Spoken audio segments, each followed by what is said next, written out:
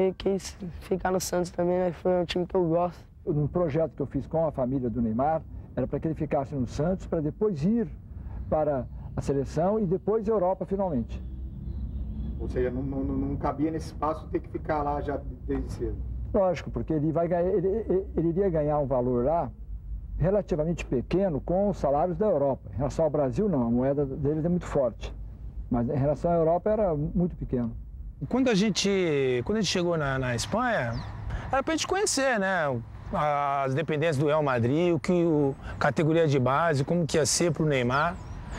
E quando a gente percebeu, em 3 dias estava tudo resolvido. Acho que minha esposa tinha ficado aqui, tinha ficado em Santos, junto com a minha filha. Porque se a gente tivesse levado, se essa família toda tivesse ido, a gente não tinha voltado para o Brasil. O jogador não pode sair do Brasil para jogar futebol com menos de 18 anos.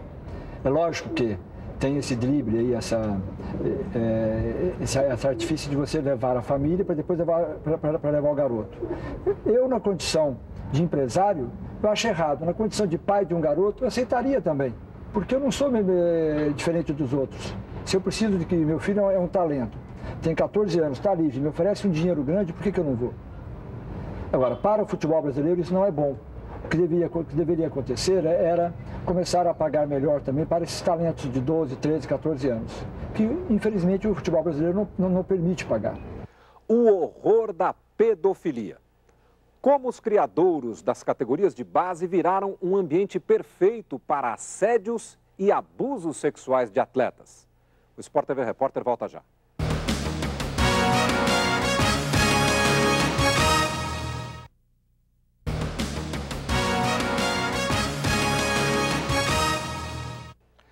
Afastados das famílias, agrupados em alojamentos, expostos em vestiários. Os garotos que tentam brilhar no futebol são presas fáceis para um tipo cada vez mais comum nas categorias de base: o pedófilo. Como poucos jovens denunciam abusos, a maioria dos criminosos segue livre. Mas no Espírito Santo, um grupo de atletas contou o que o treinador fazia e revelou ao Brasil o horror da pedofilia. A notícia é forte. Em 2005, um técnico de futsal acaba preso em Vila Velha, no Espírito Santo, após ser acusado de molestar sexualmente vários de seus alunos. Todos eram menores de 16 anos. Valdir Manuel Francisco Santos trabalhava em escolas e também em tradicionais clubes formadores da cidade. O caso só veio à tona porque um dos menores resolveu expor seu drama ao diretor de um estabelecimento de ensino. A atitude corajosa da criança de 12 anos jogou luz sobre um tipo sombrio. O pedófilo é um indivíduo como qualquer um de nós, aparentemente, inserido na sociedade, pode exercer qualquer profissão, mas ele está contido, né? Ele está contido, ele é enrustido, ele não teve coragem de se manifestar ainda publicamente. Mas se essa oportunidade aparece, como é o caso de clubes de futebol, por exemplo, ou de futebol de praia, ou natação, ou qualquer forma de esporte, onde tem jovens e crianças, ele vai ter a facilidade de atacar, e vai atacar ali no clube. São alojamentos repletos de garotos, vestiários, salas de ginástica e fisioterapia. Afastados das famílias, os jovens são presas fáceis.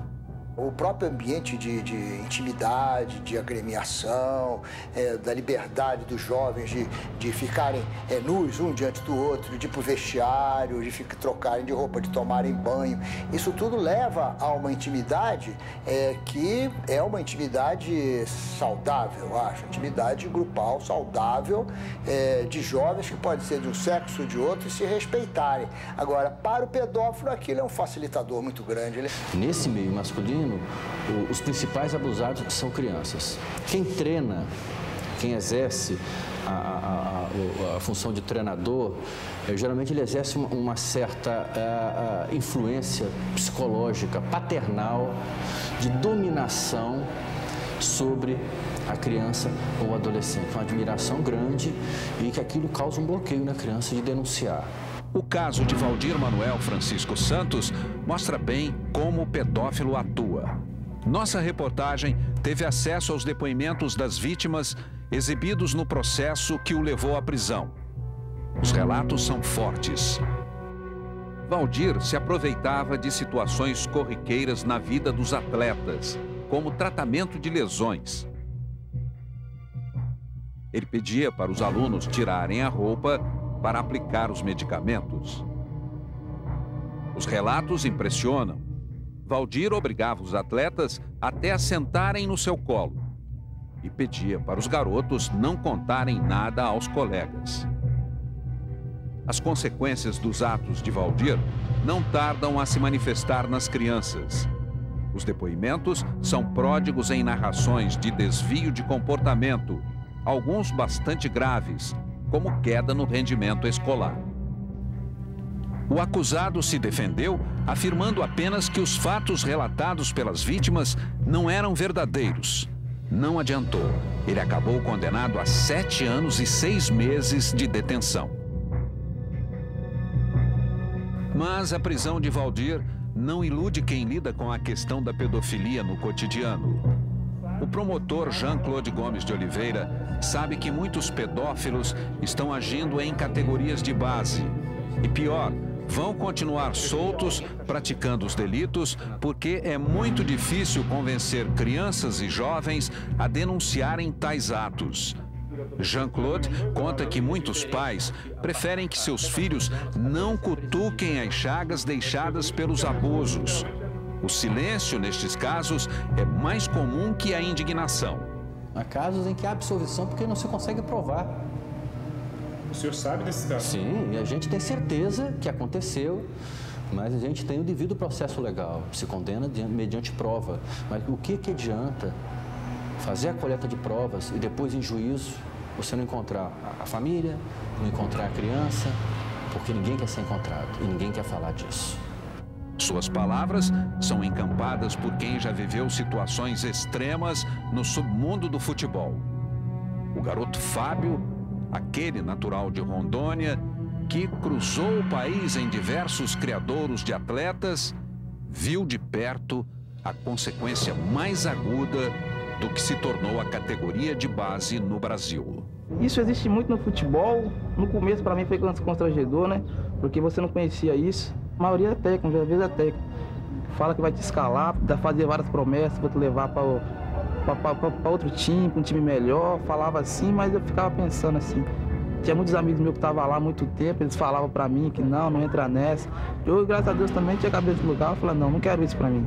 Porque os garotos não tinham condição, talvez, de comprar uma chuteira, comprar uma roupa boa, eles ofereciam isso e alguns garotos aceitavam, né? Infelizmente, nós não podemos fazer nada.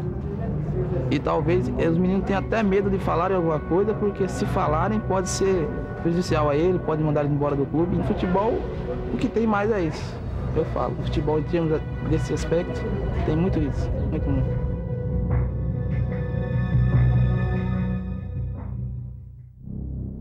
É a herança da capacidade de gastar gente, de queimar gente como se queimasse carvão. Essa capacidade de tratar pessoas como coisas, essa perversidade intrínseca.